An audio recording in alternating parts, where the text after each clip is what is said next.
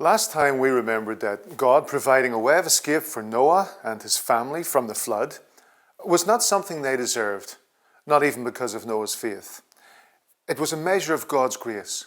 When it came, the rain and the flood waters crashed all around, but the people were safe and secure inside the ship that God designed and shut them into.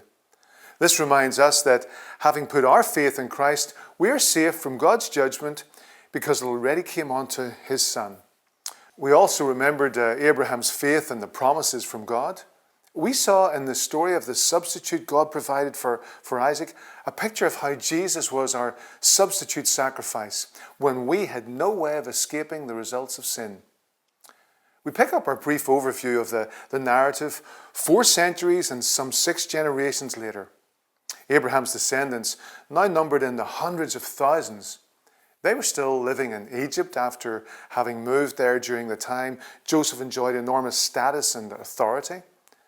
They had not assimilated into Egyptian culture, but had retained their ethnic identity and religious distinctives, worshippers of Yahweh, the God of their forefathers. Wary of them as a potential threat and yet reliant on them economically as free labour, the Egyptian rulers instituted an official program of oppression. But how were the Israelites to think about God and their promises made to their patriarch Abraham, then later repeated to Isaac and Jacob? Had God forgotten the promise to send one to rescue man? Would he perhaps not send him through Abraham's family line? Had Yahweh abandoned them? When we're facing really tough issues, when we feel under pressure, or when we're being attacked by others without cause, we have to keep reminding ourselves that God is completely faithful. He doesn't change. He won't forget his promises. He's not at a loss what to do, and he never deserts us. If he didn't desert us when we were still his enemies as part of Adam's condemned line, what chance of him doing so now that we're his children, ransomed by the blood of his much-loved son Jesus? Certainly God had not forgotten Abraham's descendants, and he wasn't indifferent at all to the things they were suffering. He would see that justice was done to those who oppressed his people. We can see a direct analogy with our own situation and God choosing someone through whom he'd worked to free his people from bondage. In fact, there are a great many parallels that can be drawn between the life and the work of Moses and that of Jesus. To mention just a few, both were miraculously protected from death as babies. Moses was rejected initially by his people, and the nation Israel turned their backs on Jesus. Both performed miracles to authenticate their roles. Both were used by God to free his people from bondage. This is yet another example of the way in which God, the great author, is writing his narrative in real events, real places, real lives as part of his revelation of himself. This should be an exciting thought as we reflect on the fact that as God's children, our lives too are part of his narrative. As we get to know him more, align our values to his values, and allow his Spirit to guide us, we can actually contribute to his purpose of revealing himself in the world. An enormously significant event in Moses' life took place 40 years into his exile after running away from Egypt when he killed a man. It's another story that's familiar to most of us since Sunday school days. When God spoke to him from a bush that was burning but not consumed, as recorded in Exodus 3:13-14, during the ensuing conversation, Moses, insecure about whether he'd be accepted by his fellow Israelites as leader, asked who he should say had sent him. God gave him his name as I Am, the only one who exists eternally, independent of anyone or anything. Only one other man in all of history could rightfully use that name for himself, Jesus of Nazareth. John records a conversation Jesus had with some Jewish religious leaders. He had just stated that their ancestor Abraham had been looking forward to his coming as the Messiah.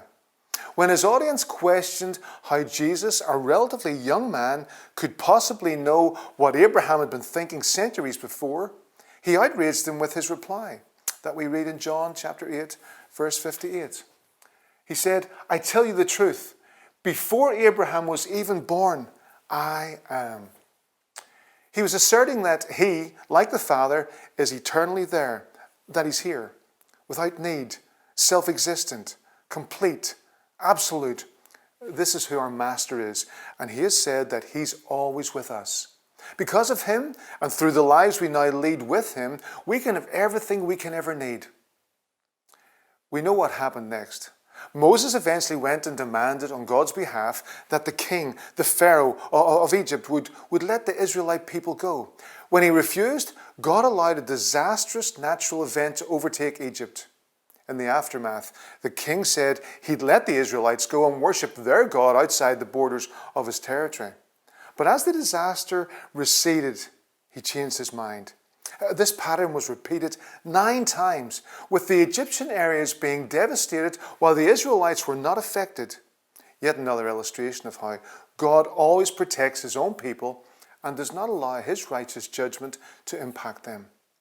Eventually, the final act in this epic drama played out. Despite the Pharaoh's remarkably stubborn resistance against God, he was always destined to lose.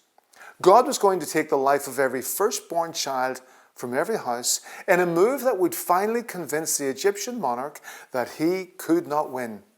In his blind arrogance, he had taken on the all-powerful Creator God, a most unwise thing to do. As we know, God gave his people, the Israelites, a way to escape the tragedy that was about to overtake every Egyptian household. He gave very specific instructions about the lamb that was to be killed. God was again embedding in his narrative an illustration or a picture of the promised Redeemer. Of all these pictures, the Passover lamb is the most vivid. We'll remember, of course, that Jesus was crucified right around the time the Passover was being celebrated, some 14 centuries later. The early believers under the New Covenant would recognize this, and in fact, in one place, Jesus is directly called our Passover lamb. In 1 Corinthians 5 verse 7 we read that Christ, our Passover lamb, has been sacrificed for us. So God gave detailed instructions recorded in Exodus 12. A lamb was to be carefully chosen by each Israelite household in Egypt. Not just any lamb, but a really healthy, well-formed young male. After being kept near the house for a few days to make sure it wasn't sick or failing, it would be killed at the designated time with its blood to be smeared on the doorframe. God, seeing in the blood evidence of death having already come and of that family's faith, would bypass them and protect them from the death that would otherwise have struck. Still a young man at the point of his death, he had shown through his 33 years of obedience to God that he was the perfect sacrifice. At exactly the intended time, Jesus was crucified and his blood flowed out.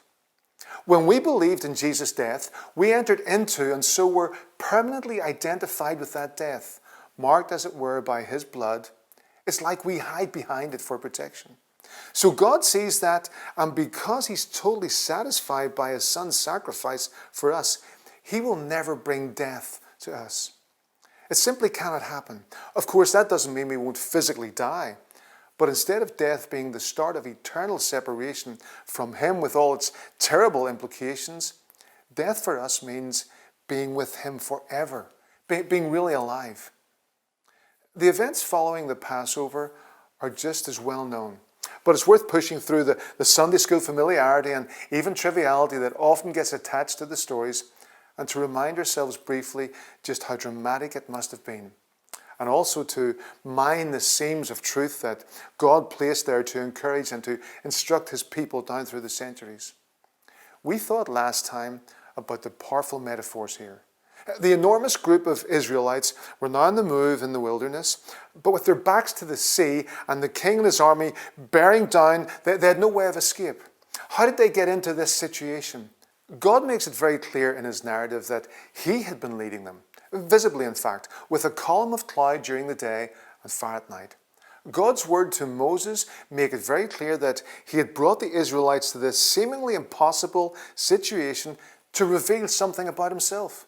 He was going to show his glory and his power to the Egyptians, to his people, the Israelites, to numerous others, and to us, his children, under this new covenant. There are some really important lessons for us to note here that should be both a challenge and an encouragement. So let's note a few. God is always ultimately in control. Even when things seem to be going totally wrong, and when we can't see his hand in a situation, we need to be confident that he is achieving his purposes. God is always delighted to lead his people. As great as it was for the Israelites to have something tangible in front of them, our situation is even better. We have the whole of God's narrative, the example of Jesus, and his Spirit living in us to guide us. God is more than able to deal with anyone who sets themselves against him or who attacks his children. We should be prepared to stand up for truth and for his name, but we do not have to defend ourselves or take justice into our own hands. God never deserts his children or leaves them to cope on their own. And he will always provide a way of escape. It might not be exactly what we picture being the best solution, but he will always produce an outcome that is for our best and that helps us and others know him better. We know that God did exactly this for the Israelites. When all seemed lost, he opened up a way through the sea, and when they were safely through, he closed the water over the Egyptian army. The Israelites were left praising God and expressing their gratitude to him. We, his children today, have a great many things to thank him for as well.